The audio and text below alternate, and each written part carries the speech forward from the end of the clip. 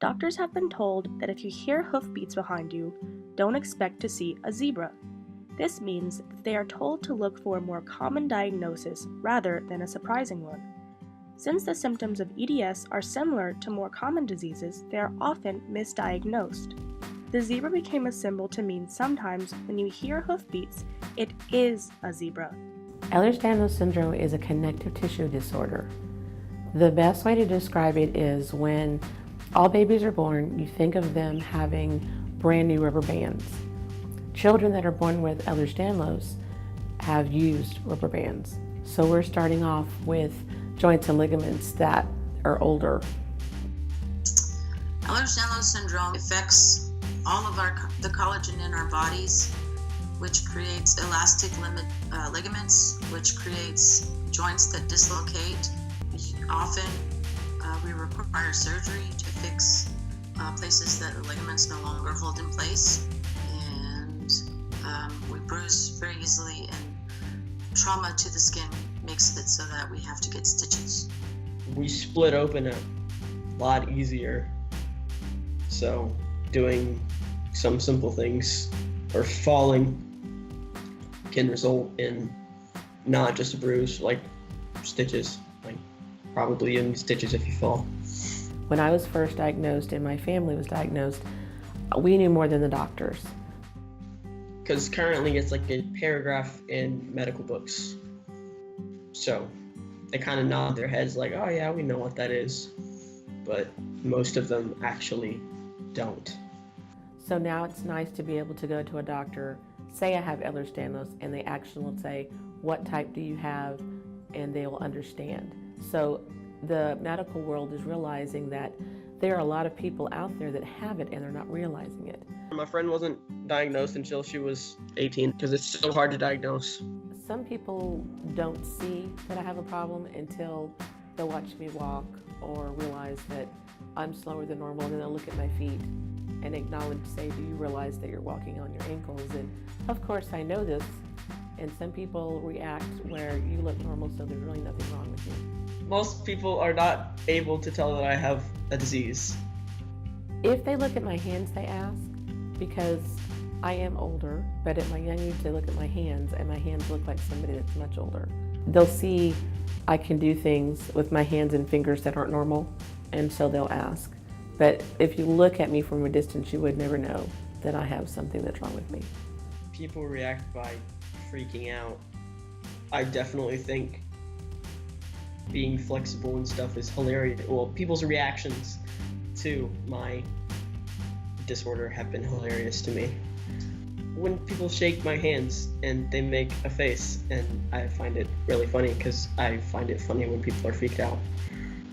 Most people say, wow, I've never heard of that.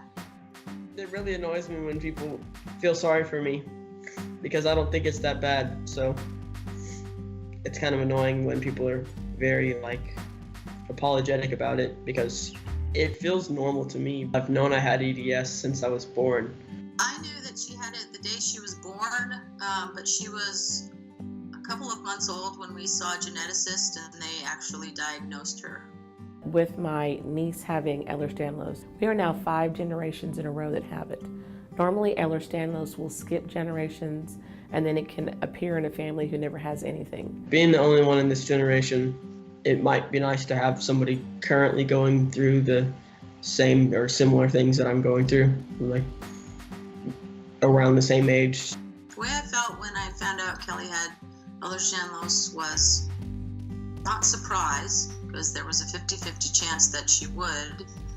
I knew for sure immediately that she did, so I was prepared to deal with it from day one. So she was just a special kid that was going to need some special care. I grew up knowing that I had it, and I had to be precautious. So I knew I had to be more careful than the other kids around me. Kelly, from a very young age, had very low muscle tone, and so she had special braces on her feet. When she started weight bearing, Kelly's kneecap started dislocating when she was 3, and so we just had to try to be very careful with her walking. I used to wear knee braces when I was younger, and probably should still, but I definitely don't. When I was a kid, I wasn't near as careful, and so I got hurt a lot more often, required stitches or dislocated. Now I'm very careful when I walk. I know kind of how to prevent myself from getting hurt more than anything else now, just because of going slower and being more careful. I've had many, many dislocations of my kneecap. I had a lot of that going on when I was in high school. So when I would walk or hit my foot wrong, my kneecap would dislocate, and it has stayed out, and somebody had to kick it back in.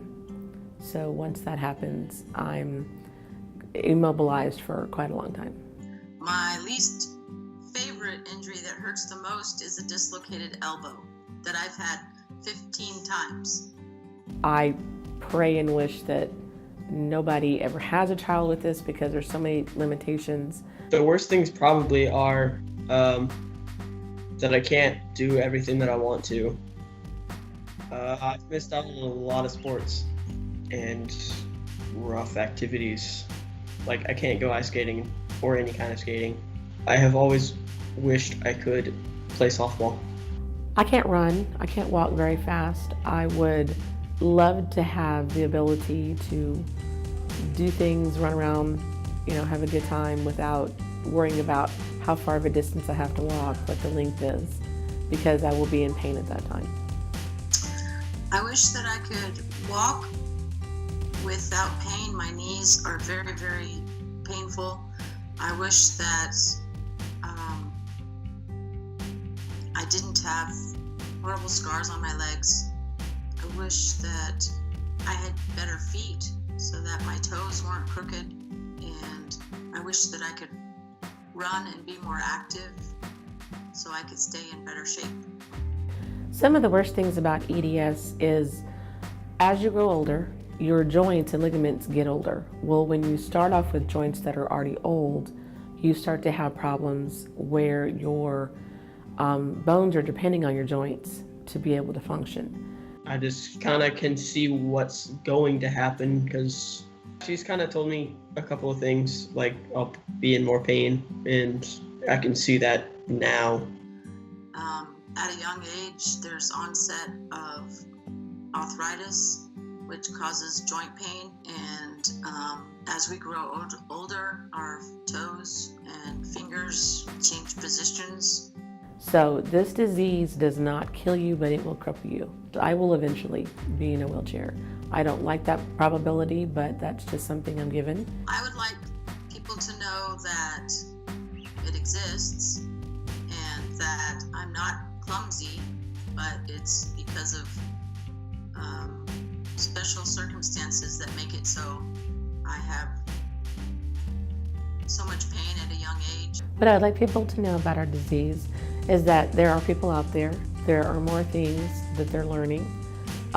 If somebody has a child and can't figure out why they're so limber and they can't get diagnosed, to look into it, because all children that they want to get tested for like Down syndrome or for a heart defect, you can do that through, I'm pretty sure, ambiothuid. You cannot be diagnosed with Ehlers-Danlos. Doctors have to see you to look at you to know you have it. It's not something you can be tested for.